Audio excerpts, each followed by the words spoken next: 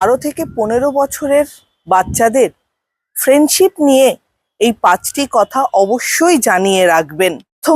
প্রথমটা হচ্ছে ভালো বন্ধু অলওয়েজ তোমায় ভালো ফিল করাবে, সেফ ফিল করাবে, কখনোই তোমাকে স্ট্রেস দেবে না। যখন তোমার ওই বন্ধুর সাথে থাকো তখন তোমার কিরকম ফিল হয়, কাম, হ্যাপি না অ্যাংশাস, এটাই বলে দেবে তোমার ওই বন্ধুর সাথে তোমার সম্পর্কটা কিরকম। সেকেন্ড, শুধুমাত্র একটি গ্রুপের ওপর বা একটি গ্রুপের সাথে নিজের কানেকশন বানিও না, নিজের কানেকশন বানাও বিভিন্ন গ্রুপের সাথে, যেরকম school group, tuition group, sports group, hobbies group, সব জায়গায় নিজের কানেকশন তৈরি করো। এবং এই কানেকশনই বন্ধুত্বর কিন্তু মেইন জিনিস। বন্ধুত্বে কনফ্লিক্ট নর্মাল, আর ডিসএগ্রিমেন্টটা হওয়াটাও কিন্তু নর্মাল।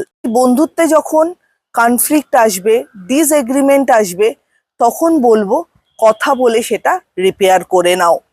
কথা না বললে কিন্তু ডিস্টেন্সটা বাড়বেই, বন্ধুত্বটাও একটা টাইমের পর শেষ হয়ে যাবে।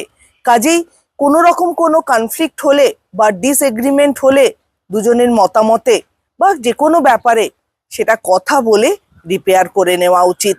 একজন আরেকজনের যে কোনো রকমের সাকসেসে সেলিব্রেট করো।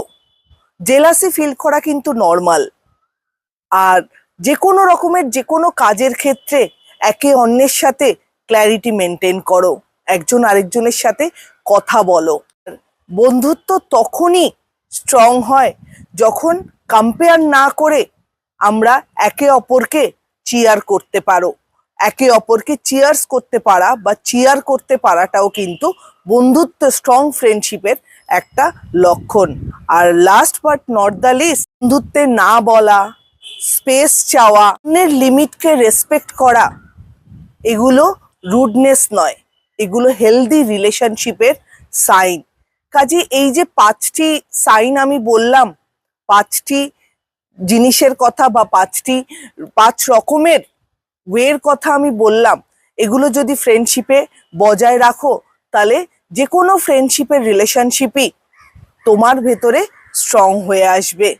আর বন্ধুত্ব স্ট্রং হলে সেই বন্ধুত্ব কিন্তু আমৃত্যু অবধি থাকে। ভিডিওটা ভালো লাগলে চ্যানেলটা লাইক অ্যান্ড সাবস্ক্রাইব করে দেবেন। সবাই ভালো থাকবেন, সুস্থ থাকবেন।